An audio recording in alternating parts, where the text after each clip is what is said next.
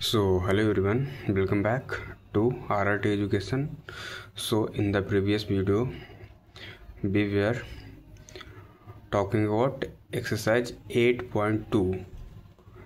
Exercise 8.2 का questions number 1 से I think 10 तक करवा दिए थे इसका फर्स्ट वीडियो में, और ये एक्सरसाइज 8.2 का सेकंड पार्ट है। ये this is the second part of exercise 8.2 और सेकंड पार्ट में पढ़ेंगे हम लोग क्वेश्चंस नंबर 11 से। ये तो पता होना चाहिए कि मैथ्स पढ़ रहे हैं क्लास 9 का कैसी सिन्हा बुक से, और लाइंस एंड एंगल्स पढ़ रहे हैं, रेखाएं और कोण। तो चलो विदाउट टाइम वेस्ट किए क्वेश्चंस नंबर 11 से डिस्कस करते हैं। ये क्वेश्चंस प्रूव करने वाला है। तो चलो देखो क्वेश्चंस पहले समझते हैं क्या बोल रहा है। आप लोग के पास बुक होगा तो बुक लेकर बैठ जाइएगा, नहीं तो यहाँ से क्वेश्चंस को नोट्स करिएगा। तो चलो पढ़ते हैं। 11 क्वेश्चंस बोल रहा है कि नीचे के चित्र में, ये चित्र बुक में भी दिया होगा और इसमें बोल रहा है नीचे के चित्र में यदि x = y और a = b है तो साबित करना है, प्रूव करना है कि r पैरेलल, ये है ना ये लाइन, ये पैरेलल, ये n का पैरेलल मतलब कि होगा या नहीं, ये प्रूव करना है। ठीक, तो सिमिलरली पहले जैसा ही सबसे पहले जो गिवन होगा उसको लिखेंगे। तो व्हाट इज़ गिवन? तो गिवन है x = y और a = b, ये दोनों गिवन है। तो प्रूव करना है, प्रूव हमको करना है कि r पैरेलल किसका, r पैरेलल n, ठीक, समानांतर प्रूव करना है कि r समानांतर n का होगा, प्रूव करना है। तो हमारे पास प्रमाण क्या है, देखो x = y। अब देखो एंगल, ये बुक में दिया होगा एंगल x = एंगल y है। ठीक, तो एंगल x = एंगल y है। ये देखो अगर मान लो कि ये प्रूव करना है, ठीक, ये प्रूव करना है, और ये लाइन्स पैरेलल है, ठीक, ये लाइन पैरेलल है, और ये प्रूव करना है। तो ये लाइन्स पैरेलल है, तो इससे कोई रेखा मतलब कि रेखा बाइक सेट करती है, दोनों लाइन की प्रतिच्छेद करती है। तो क्या देखो y and x and y में कैसा रिलेशन है, तो संगत कोण का है। जैसे हम लोग सिंपल ऐसे पढ़ते थे ना, ऐसे होता था ये दो लाइन, ठीक, और ऐसे इसको काटती है, तो ये और ये एंगल संगत कोण बनता था, ये संगत कोण बनता था। तो यहाँ पे ऐसे बस इसको पलट कर चित्र बनाया गया है। तो इसका ये है ना, ये कैसा रिलेशन है, संगत कोण है। ठीक, अगर ये संगत कोण है, ये संगत कोण है तो r पैरेलल m बोल सकते हैं। ये संगत कोण है तो r पैरेलल m बोल सकते हैं। सेम उसी तरह से देख लो दूसरा a = b, संगत कोण का प्रतिलोम, ये भी x = y संगत कोण का प्रतिलोम से ही हुआ, और a = b संगत कोण के प्रतिलोम से होगा। तो हम लोग बोल सकते हैं कि m पैरेलल n, ठीक, ये जब संगत कोण के प्रतिलोम से इक्वल हो ही गया तो ये पैरेलल लाइन हो सकता है ना, हो सकता है, क्या होगा ही। तो अब ये दोनों हमको मालूम चल गया। अब तो लिखेंगे क्या कि r पैरेलल m का है, r पैरेलल m तथा m पैरेलल n, यानी कि ये लाइन और ये लाइन एक दूसरे को पैरेलल है, तो आपस में सारी लाइनें एक दूसरे को पैरेलल होगी। तो इसलिए बोल सकते हैं कि r पैरेलल n, ठीक, r पैरेलल n, जो कि ये हमारा प्रूव करना था। ठीक, तो ये क्वेश्चन समझ में आया होगा आपको अच्छे से। चलो आगे बढ़ते हैं क्वेश्चन नंबर 12 की तरफ। सो ये क्वेश्चन नंबर 12 आ गया हमारे सामने। बोल रहा है यदि m n p तीन रेखाएं इस तरह है कि p पैरेलल m, ठीक, p पैरेलल m और n परपेंडिकुलर m लंब p, तो साबित करना है कि n लंब p होगा। ठीक, तो चलो इसका सबसे पहले फिगर बनाते हैं। बोल रहा है कि तीन रेखाएं हैं m n p, और तीन रेखाएं पैरेलल नहीं है, ऐसा नहीं को पैरेलल बनाने लग जाना, तीन रेखाएं पैरेलल नहीं है। बोल रहा है कि p पैरेलल m है, तो p पैरेलल m पहले बना दो। ये मान लो p है और इसी का पैरेलल ये मान लो m है, p पैरेलल m हो गया। और बोल रहा है कि और n परपेंडिकुलर p, जो n है ना, n कोई n p पे परपेंडिकुलर ऐसे है, n p पे परपेंडिकुलर है, तो प्रूव करना है कि जो ये n लाइन है, ठीक, ये n है। तो प्रूफ क्या करना है कि n परपेंडिकुलर m, तो ये परपेंडिकुलर इस पे भी होगा, ये प्रूफ करना। ठीक, ये लाइन यानी कि ये परपेंडिकुलर इस पे भी होगा, ये प्रूफ करना है। तो उसी तरह जैसे पिछले वीडियो ये भी प्रूफ करने वाला, तो प्रूफ करने वाला में पहले क्या लिखते हैं, जो पहले गिवन रहता है।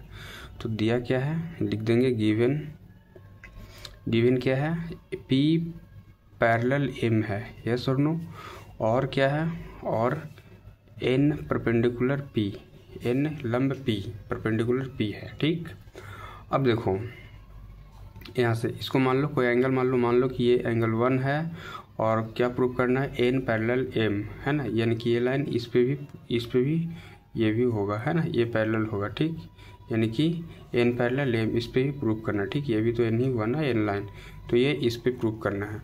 तो मान लो ये एंगल 2 है, ठीक, जिसको प्रूव करना है उसको 2 मान लेते हैं। अब देखो जब ये लाइन पैरेलल है और कोई तीसरी लाइन इसको क्रॉस कर रही है, बाइसेक्ट कर रही है, तो सारे हम लोग जानते हैं उसका जो रूल्स होता है वो, ठीक, संगत कोण, एकांतर कोण, एकांतर अंतः कोण, ये सब जानते हैं ना। तो चलो उसी से देखते हैं ये क्वेश्चन। और देखो मान लो कि एंगल 1 इक्वल टू, अगर ये परपेंडिकुलर है इसके ऊपर, तो ये इसके ऊपर परपेंडिकुलर यानी कि ये 90 का बना रहा है, तो एंगल 1 इक्वल टू 90 डिग्री मान सकते हैं क्या, ये गिवन ही है। ठीक है, ये है, और क्या, और ये दिया हुआ है, ये दिया हुआ है। तो देखो एंगल 1 और एंगल 2 है ना, ये कैसा रिलेशन बना रहा है, ये एकांतर अंतःकोण बना रहा है। ठीक, एकांतर अंतःकोण, जैसे ये सब एक दूसरे पे है ना लंब, और ये, ठीक, तो एक ऐसा रिलेशन बना रहा है एकांतर अंतःकोण। तो लिख सकते हैं ना कि ऐसे लिख सकते हैं प्रमाण में, क्या P पैरेलल M क्या है, दिया है। ठीक, ये तो एंगल 1 इक्वल टू एंगल 2 कैसे इक्वल होगा, एकांतर अंतःकोण से, एकांतर अंतःकोण से ये इक्वल हो जाएगा। तो एंगल 1 इक्वल टू एंगल 2 हो गया। तो हम लोग बोल सकते हैं ना कि ये एंगल कितना का 90 बना रहा है, तो ये भी 90 बना रहा है। ठीक, तो बोल सकते हैं कि एंगल 2 इक्वल टू कितना हो जाएगा, 90 डिग्री। और जब 90 हो गया, कोई भी परपेंडिकुलर, कोई भी लंब होता है तो वो 90 डिग्री का एंगल बनाता है। ठीक, 90 डिग्री पे झुका हुआ रहता है। तो ये जब 90 डिग्री आ गया, ये 90 डिग्री, तो हम लोग बोल सकते हैं ना कि इसलिए बोल सकते हैं ना क्या, n पैरेलल m, जो कि यही हमारा प्रूव करना था। ठीक, तो ये बहुत सिंपल था, बस समझने की खेल है। ठीक, तो ये ऐसे हो जाएगा, कोई ये आ गया एंगल 2 इक्वल टू आ गया 90 डिग्री। तो जब 90 डिग्री आ गया, तो 90 डिग्री परपेंडिकुलर ही होता है, लंब ही होता है, तो बोल सकते हैं कि n पैरेलल m l और परपेंडिकुलर m। ठीक, ये हो गया हमारा प्रूफ। चलो आगे बढ़ते हैं। सो ये क्वेश्चन नंबर 13 है, इसमें कुछ लिखने वाला है। क्या बोल रहा है, यदि बोल रहा है कि दो रेखाओं किन किन दशाओं में समानांतर होती है ना, किसी चीज़ का। तो दो रेखा, मान लो कि ये दो रेखा है, ठीक, और ये कब, इसका समानांतर होने का प्रॉपर्टी क्या है, तो क्या है, एकांतर अंतःकोण का योग बराबर होना चाहिए। ये जब हम लोग पढ़ते हैं ना, तो ऐसे पढ़ते हैं, एकांतर अंतःकोण ये इक्वल टू ये होता है ना, तो एकांतर अंतःकोण का बराबर होना चाहिए, ये इसका आंसर है। और दूसरा क्या है, संगत कोण का योग इसका ये संगत होता है ना, इसका ये संगत होता है, संगत कोण का योग बराबर होना चाहिए। और एक ही और के अंतःकोण एक ही तरह के अंतःकोण संपूरक होना चाहिए। जैसे ये लाइन एक इंटीरियर एंगल, अंतःकोण क्या होता है, 180 होता है, तो 180 संपूरक को ही बोलते हैं ना, 180 होना चाहिए। तो ये कुछ समानांतर होने का शर्तें था। ठीक, चलो आगे बढ़ते हैं। सो अब हमारे सामने क्वेश्चन नंबर 14 है। क्वेश्चन नंबर 14 बोल रहा है, नीचे की आकृति में ये चित्र, फोटो मतलब कि बुक में भी दिया होगा, है ना, आप लोग मिलाइएगा। सो बोल रहा है, नीचे की आकृति में L और M दो प्रतिच्छेदी रेखा है। ये आकृति हो गया, और L और M दो प्रतिच्छेदी रेखा है, तथा P पैरेलल L। ठीक, देखो P ये लाइन और ये लाइन एक दूसरे का पैरेलल है, और Q पैरेलल M, ये और ये एक दूसरे से पैरेलल है। तो प्रूफ क्या करना है, साबित करना है कि P तथा Q भी क्या होगा, प्रतिच्छेदी रेखा होगा। पी और क्यू ये भी प्रतिच्छेदी रेखा होगी, ये प्रूव करना है। तो उसी तरह जो दिया है वो पहले देख लेते हैं क्या गिवन है। एल और एम प्रतिच्छेदी रेखा है, एल ये और ये प्रतिच्छेदी है, ये इस पॉइंट पे काट रहा है तो बोल सकते हैं ना एक दूसरे को बाइसेक्ट कर रहा है, यानी कि प्रतिच्छेद कर रहा है। प्रूफ क्या करना है कि पी तथा क्यू भी, यानी कि ये लाइन भी और ये लाइन भी, ये लाइन और ये लाइन भी एक दूसरे को प्रतिच्छेद करती है, ये प्रूफ करना है। ठीक, तो प्रमाण से देख लेते हैं क्या है प्रमाण कि पी पैरेलल है ना, पी पैरेलल ये और ये एक दूसरे से पैरेलल है और एम पैरेलल क्यू ये दिया हुआ है। ठीक, यहाँ तक समझ में आया। और आगे क्या बोल सकता है, अब देखो यहाँ पे यदि पी है ना, देखो ये पी है, यहाँ पे हम लिखे हैं यदि पी को स्वतंत्र रूप से बढ़ाया जाए तो वह क्यू को एक के बिंदु पर काटेगी। अब देखो ये पी है, पी को स्वतंत्र रूप से नीचे की ओर बढ़ाते हैं ना, ये डॉट लाइन से देखो बढ़ा रहे हैं, तो ये एक किसी न किसी बिंदु पे तो काट रही है ना, पी के किसी बिंदु पे काट रही है।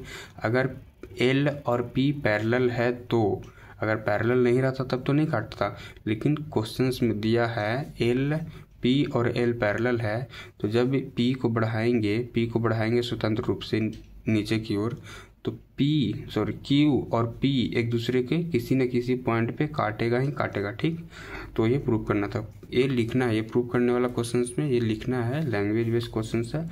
तो बोल रहा है कि यदि रेखा पी को स्वतंत्र रूप से बढ़ाया जाए तो क्या होगा, तो वह क्यू को एक बिंदु पर काटेगी, एक बिंदु पर काटेगी। ठीक है, तो अतः बोल सकते हैं कि पी और क्यू भी प्रतिच्छेदी रेखा है, यही हो गया प्रूफ। बहुत सिंपल था। ठीक, चलो आगे बढ़ते हैं। चलो क्वेश्चन नंबर 15 देख लेते हैं। 15 बोल रहा है यदि एक रेखा दो समांतर रेखा में से किसी एक पर लंब हो, ठीक, दो रेखा तो सिद्ध करना है कि वह दूसरी रेखा पर भी लंब होगा। ठीक, देखो दो रेखा खींच दी और बोल रहा है कि दो समानांतर रेखा पर किसी एक रेखा लंब हो, मान लो कि एक रेखा ऐसे लंब खींच दी है, तो प्रूव करना है कि ये जो लंब है ना, ये पहली रेखा पर तो लंब है, ये तो दिया ही है, और प्रूव करना है कि वो भी दूसरी रेखा पर भी लंब होगा। ठीक, तो इसको ए रेखा को मान लेंगे पी, ये क्यू और ये एन। तो ऐसा क्वेश्चन नंबर हम लोग 12 देखे थे, क्वेश्चन नंबर 12 एकदम सेम एज इट इज, तो वहाँ से आप लोग कर लेना, यानी कि क्वेश्चन नंबर 12 और क्वेश्चन नंबर 15 दोनों एक ही हैं। जैसे ये देखो ये बताए थे ना, ये क्वेश्चन नंबर ये 12 ये ऐसे है ना, ऐसे फिगर बना रहा है ना, ये बस इसमें दिया हुआ है और इसमें लैंग्वेज दे दिया है। ठीक, तो सेम उसी प्रकार बनेगा। चलो आगे बढ़ते हैं क्वेश्चन नंबर 16 की तरफ। 16 बोल रहा है कि नीचे की आकृति में A B parallel C D है, A B parallel C D है, ये बुक में दिया हुआ है, और क्या A D parallel B C है, A D parallel B C है। तो प्रूव करना है कि एंगल डी ए बी यानी कि ये angle equal to angle D C B यानी कि डी एंगल सी एंगल, यानी कि ये और इसको प्रूव करना है। ठीक, तो चलो गिवन क्या क्या, A B parallel C D और A D parallel B C, ये गिवन है, समझ गए। प्रूव करना है वो समझ गए, प्रमाण देख लो। अब देखो अगर इसको ये लाइन और ये लाइन को देखना, ठीक है ना, जैसे देखो angle A B C, figure में देखना एंगल ए बी सी, यानी कि ये angle A B C plus angle D C B plus angle D C B, ये अगर देखो समझना, अगर क्वेश्चंस में दे दिया कि C D A B parallel यानी कि D C parallel D C parallel A B का है, ये पैरेलल ये, यानी कि ऐसे है, और ये कोई लाइन इसको आगे बढ़ाएंगे तो ये लाइन इसको काटेगा ना, ये कोई लाइन इसको ऐसे काट रहा है। ठीक, ऐसे काट रहा है, तो ये कैसा एंगल बना, ये कैसा एंगल बना, ये अंतःकोण बना, इंटीरियर एंगल। और हम लोग जानते हैं कि इंटीरियर एंगल का सम कितना होता है 180, तो ये एंगल और ये एंगल का सम कितना हो गया 180। जैसे देखो ए बी सी और plus angle D C B equal to 180 लिख सकते हैं अंतःकोण से, ये इक्वेशन फर्स्ट मान लो। सेम उसी तरह से इधर आ जाओ, इधर तो भी एक रेखा प्रतिच्छेद कर रही है, ऐसे ये भी कर रही है ना, ये भी ऐसे कर रही है। ठीक, ये ऐसे कर रही है और ये ऐसे कर रही है, तो यहाँ भी अंतःकोण बनेगा ना, इंटीरियर एंगल। तो देखो यहाँ पे क्या बोल सकते हैं, D A B plus angle A B C plus angle A B C, D A B ये angle plus A B C ये एंगल। ठीक, अगर ये दोनों को अलग अलग ले लो, जैसे इस बार इसको पैरेलल मान के यहाँ ले लिए, अब इसको पैरेलल मान के ये दोनों को ले लो। ठीक, यहाँ से ये हो गया, ये भी अंतःकोण से ये इक्वल होगा, ये भी अंतःकोण से ये हो गया इक्वेशन सेकंड। अब फर्स्ट एंड सेकंड से आ जाओ। फर्स्ट में दे रखा है angle A B C.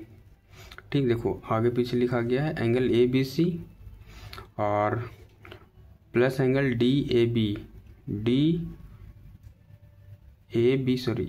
C, D A B और ए बी सी। ये सेकंड को पहले लिख दिए है ना, कोई को भी आगे पीछे लिख सकते हैं, उससे कोई फर्क नहीं पड़ेगा। ये प्रूव करना था डी ए बी पहले प्रूव करना था, इसलिए इसको पहले लिख दिया। ठीक, तो चलो ये और ये इक्वल हो गया, ये और ये। अब देखो ए बी सी और ए बी सी दोनों कट गया। ठीक, दोनों में ए बी सी है ना, तो दोनों कट जाएगा, तो बच क्या जाएगा, angle D A B equal to angle D C B, जो कि यही प्रूव करना था। ठीक, चलो आगे बढ़ते हैं। Question number 17। क्वेश्चन नंबर 17 है, बोल रहा है कि एक तिर्यक रेखा दो निर्दिष्ट रेखाओं एम और एन को इस प्रकार काटती है। एक तिर्यक रेखा काट रही, दो एम और एन को इस प्रकार काटती है कि तिर्यक रेखा के एक ही ओर के अंतःकोण समान है। एक ही ओर के अंतःकोण समान है। ठीक है, मान एक ही ओर के अंतःकोण क्या होता है, मतलब एक ही ओर के अंतःकोण मतलब एकांतर अंतःकोण, यानी कि इसका और इसका ये एकांतर अंतःकोण बन गया। तो क्या बोल रहा है, तो क्या हमेशा एम पैरेलल एन है, एम पैरेलल एन है? यदि नहीं तो किन किन परिस्थितियों में एम पैरेलल एन होगा। ठीक है, अब सबसे पहले ये बता दो कि ये जब एकांतर अंतःकोण समान है, तो एकांतर अंतःकोण समान है तो हम बोल सकते हैं कि एम पैरेलल एन होगा। ठीक, एकांतर कोण अगर इक्वल है, ऐसे लिख सकते हैं, एकांतर अंतःकोण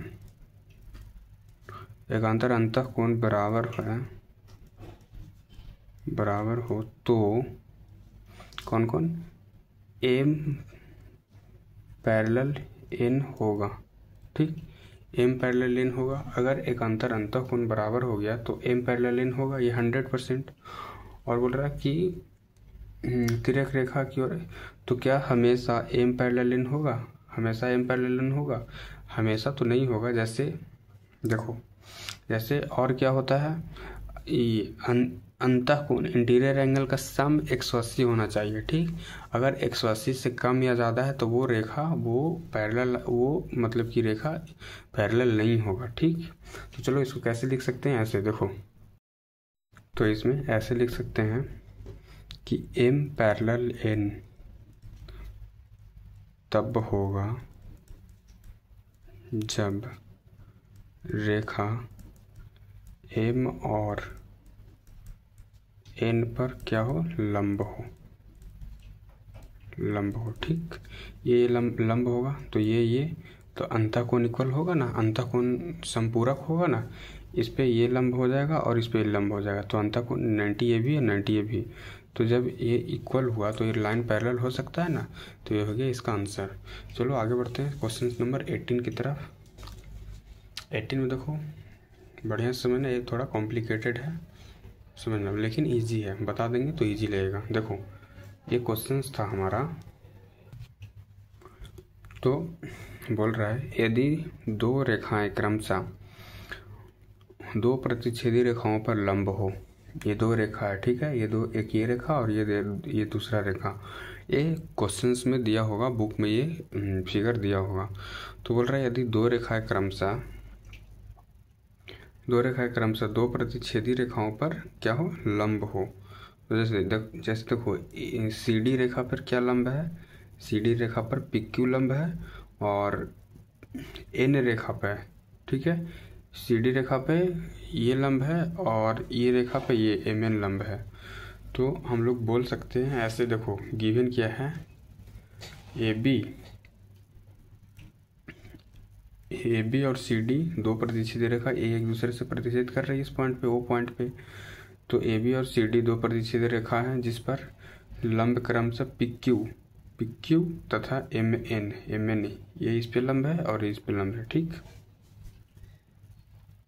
तो प्रूफ क्या करना है? प्रूफ करना है एम एन भी पी क्यू प्रतिच्छेदी रेखा है। एम एन भी पी क्यू का प्रतिच्छेदी रेखा है। ये काट नहीं रहा है लेकिन प्रूफ करना कि ये भी होगा। तो देखो ये एक क्वेश्चन और ऐसा बनाए थे है ना, जो जिसको प्रतिच्छेद करवाए थे।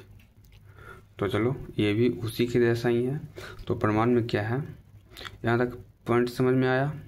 प्रमाण में है माना कि रेखा एम एन तथा पी क्यू प्रतिच्छेदी रेखा नहीं है। पहले इसको मान लेंगे कि मान लिया कि एम एन तथा पी क्यू प्रतिच्छेदी रेखा नहीं है। ठीक, तो अगर प्रतिच्छेदी रेखा नहीं होगा तो इसका मतलब क्या है कि एम एन और पैरेलल पी क्यू है ना, एम एन देखो एम एन और पैरेलल पी क्यू ठीक नहीं होगा। ठीक, इसलिए एम एन और पैरेलल पी क्यू नहीं होगा। ठीक, लेकिन यहाँ पे कुछ लैंग्वेज बेस्ड आंसर होगा। बोल रहा कि लेकिन हम जानते हैं कि दो समानांतर रेखा, ठीक है, दो समानांतर रेखा एक ही साथ दो प्रतिच्छेदी रेखा पर लंब नहीं हो सकती। दो समानांतर रेखा क्या है कि दो समानांतर रेखा, हम लोग जानते हैं कि दो समानांतर रेखा एक ही साथ दो मान लो कि ये समानांतर ये है, तो एक ही साथ दो जगह लंब नहीं ना हो सकता है। तो वही ये पॉइंट को यहाँ पे नोट किए हैं कि दो समानांतर रेखा एक ही साथ दो प्रतिच्छेदी रेखाओं पर लंब नहीं हो सकती। अतः बोल सकते हैं कि एम एन तथा पी क्यू प्रतिच्छेदी रेखा है। ठीक, ये कुछ लैंग्वेज आंसर था, इसको ऐसे आंसर देना है, आप लोग देख लीजिएगा। ठीक है, तो चलो इससे आगे बढ़ते हैं, ये समझ में आ गया होगा। सो क्वेश्चन नंबर 19 बोल रहा है कि नीचे की आकृति में रेखाएं ए बी तथा सी डी समानांतर है और उन रेखाओं के बीच पी कोई बिंदु है, तो सिद्ध करें कि angle A B P plus angle C D P equal to angle D P B. ये आपको प्रूव करना है। तो इसका फिगर नहीं दिया हुआ है बुक में, तो सबसे पहले इसका फिगर बनाते हैं। तो चलो फिगर बना लेते हैं फटाक से।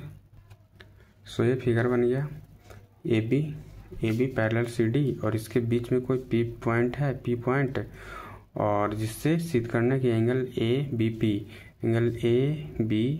P plus angle C D P यानी कि ए एंगल और ये एंगल को जोड़कर ए एंगल प्रूव करना, एंगल डी पी बी यानी कि डी पी बी ये एंगल प्रूव करना। ठीक, तो चलो देखो इसको लिख सकते हैं ऐसे कि ए बी, ऐसे पहले जो दिया है वो लिख लो।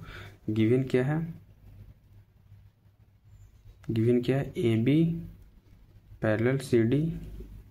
ठीक, तो प्रूव क्या करना है? प्रूव हमारा करना है कि angle A B P plus angle C D P equal to angle D P B, ये प्रूव करना है। तो देखो इसको ऐसे लिख सकते हैं। सबसे पहले रचना, कुछ इसमें रचना कंस्ट्रक्शन करना होगा। जैसे देखो A B parallel X Y खींचे, ए बी के पैरेलल एक्स वाई खींचे और देखो इसमें लिख रहे हैं जो point A B parallel X Y खींचे जहाँ क्या एक्स वाई, जो एक्स वाई लाइन होगा, एक्स वाई बिंदु पी से गुजरती हो, ठीक, यानी कि ए बी के पैरेलल खींच दो और पी से गुजरना चाहिए। ठीक है, ये पॉइंट और एक्स वाई इसको नाम दे दो, इसको कुछ भी नाम दे सकते हो। तो एक्स वाई नाम दे दिए। अब देखो क्या है इसमें,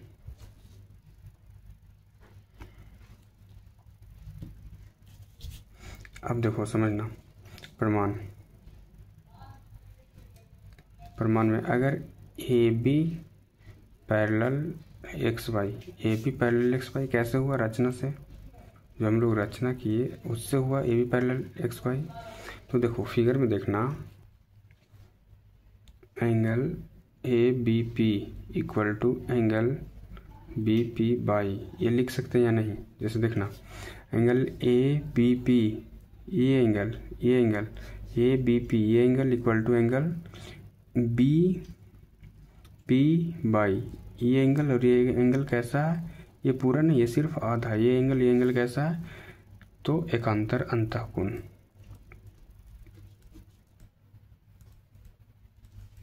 एकांतर अंतःकोण हो गया, ठीक। ये एकांतर अंतःकोण हो गया, तो इसको इक्वेशन फर्स्ट मान लो।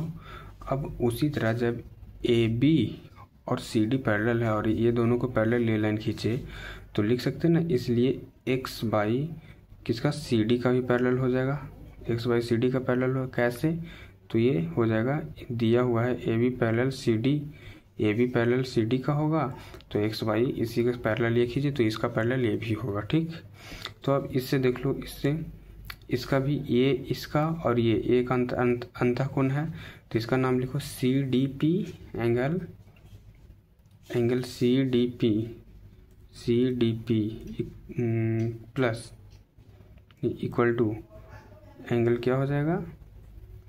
सी डी पी का इक्वल टू एंगल क्या हो जाएगा? इसका ये हो जाएगा, तो इसका नाम डी, क्या लिख सकते हैं? D P by, angle D P Y. ये भी कैसा होगा? एकांतर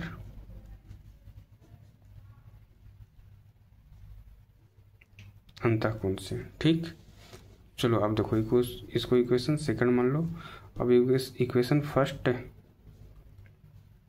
और सेकंड को जोड़ने पर, दोनों इक्वेशन को जोड़ दो,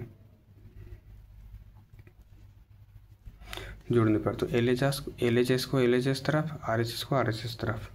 जैसे देखो, angle A B P, angle A B P plus angle क्या हो जाएगा? A B P plus angle, अब इसका angle C D P, A B P plus C D P, L H S को एल एच एस ले लिया और R H S, फिर angle B P by plus angle D Y P, ठीक। ये equation first second से ले लिए। अब देखो, angle A B P plus angle C D P equal to, अब देखो बी पी बाई और एंगल डी बाई पी, देखो कौन कौन हो रहा है? बी पी बाई और एंगल डी बाई पी, ये दोनों, ये और ये मिलाकर ये पूरा बन रहा है ना, ये पूरा, तो पूरा का नाम लिख दो बी पी डी या डी पी बी।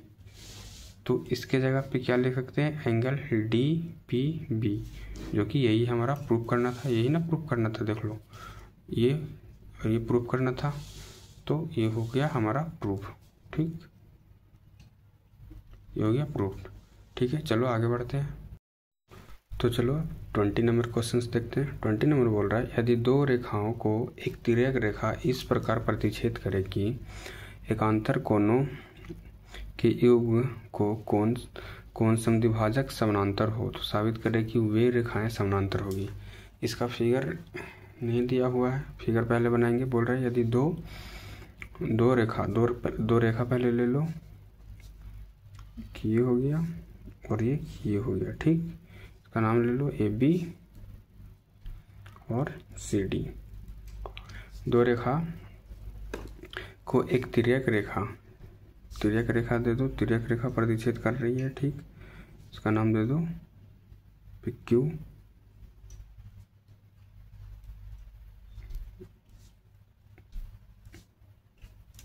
ठीक। बोल रहा कि इस प्रकार प्रतिच्छेद कर रहा है कि एकांतर कोणों के युग्म के कोण समद्विभाजक। अब देखो एकांतर कोण ये हो गया, ये और इसका समद्विभाजक बोल रहे, तो इसका समद्विभाजक ये हो गया और यहाँ से इसका समद्विभाजक ये हो गया।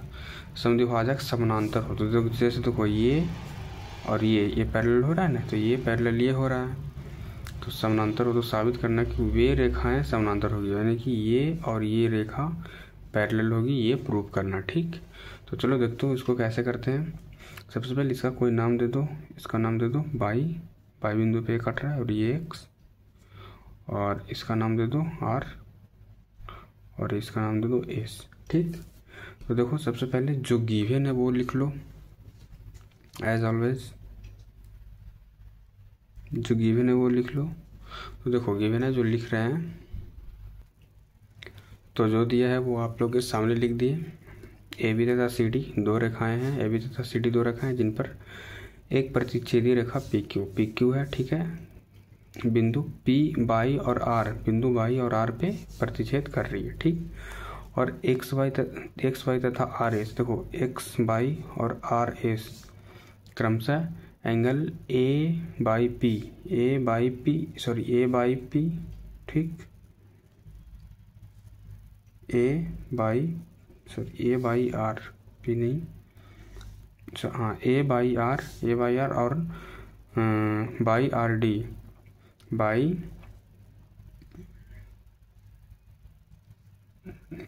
आर डी, यानी कि कहने का मतलब है कि एक्स वाई है ए बाई आर को समद्विभाजक कर रहा है और आर एस है बाई आर डी का समद्विभाजक कर रहा है। ठीक, और तो और क्या है कि ये X Y parallel R S या एस आर बोल सकते हैं, यह तो प्रूव करना है A B parallel C D होगा। ठीक, तो चलो इसका प्रमाण देख लेते हैं। प्रमाण क्या है, तो प्रमाण ये है कि एक्स वाई, ठीक है, फिगर में भी देखना, X Y A by R तथा R S by R D का समद्विभाजक है। ये हम लोग पहले भी ये पॉइंट नोटिस कर चुके हैं। ठीक, तो चलो इसमें देखो, जब इसका ये समद्विभाजक हो गया तो ऐसे लिख सकते हैं ना, एंगल एक्स बाई आर है ना, एंगल एक्स बाई आर, ये इसका आधा angle X Y R equal to, X Y R आधा है, किसका आधा है, ए बाई आर का, half angle A by R का। ठीक, ये इसका आधा हो गया, इसको इस इक्वेशन फर्स्ट मान लो। सेम उसी तरह से जस्ट नीचे आ जाओ यहाँ, तो इन नीचे में क्या लिख सकते हैं, नीचे में लिख सकते हैं ना, angle Y R S, angle Y R S equal to half angle, ये बाई आर एस आधा है किसका, बाई आर डी का, एंगल बाई आर डी, इसको इक्वेशन सेकंड मान लो। ठीक, अब देखो यहाँ पे समझना, हम लोग जानते हैं कि एक्स बाई है ना, X Y parallel R S है। ठीक, X Y parallel R S है, ये क्या है, ये गिवन है। ये कैसे जानते हैं, ये दिया है।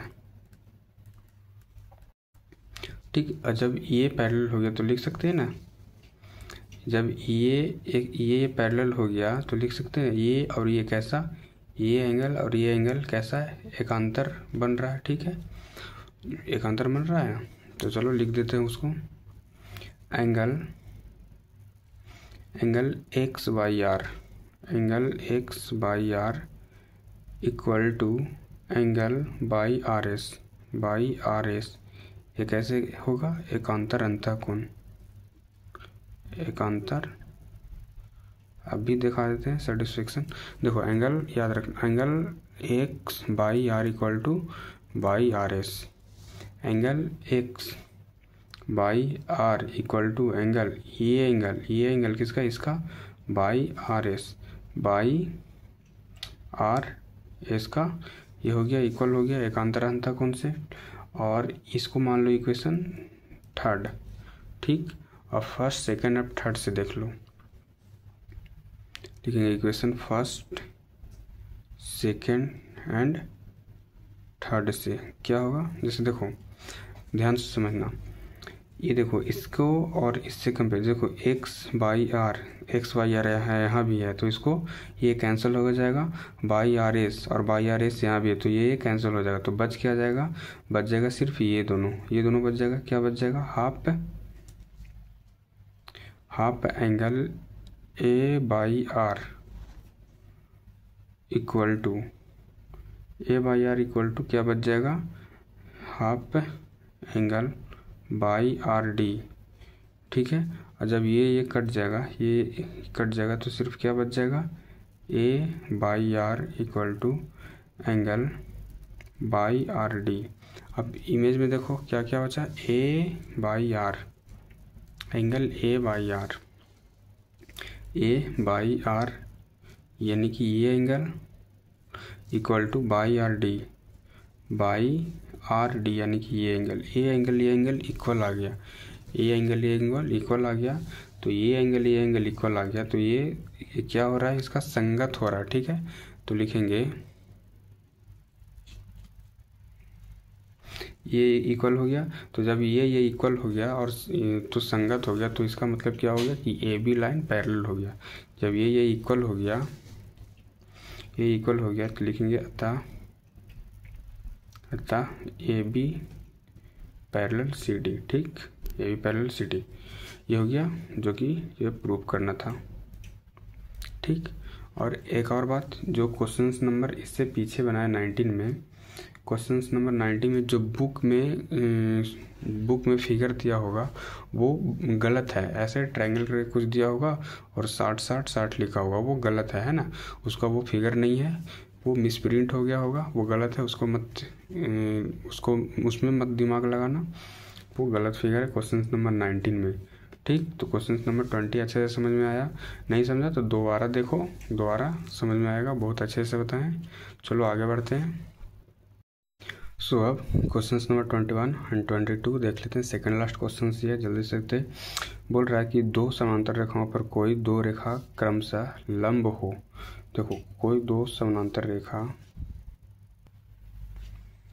दो रेखा लंब हो तो दोनों समांतर होगा, तो ये दोनों समांतर होगा, ये प्रूव करना है। ठीक, तो दिया क्या है, P पैरेलल Q, ये तो दिया है क्वेश्चन में दो समांतर रेखा, तो P पैरेलल Q है, और तो क्या हो जाएगा, M परपेंडिकुलर P, ये इस पे ये हो जाएगा M परपेंडिकुलर P और N परपेंडिकुलर Q।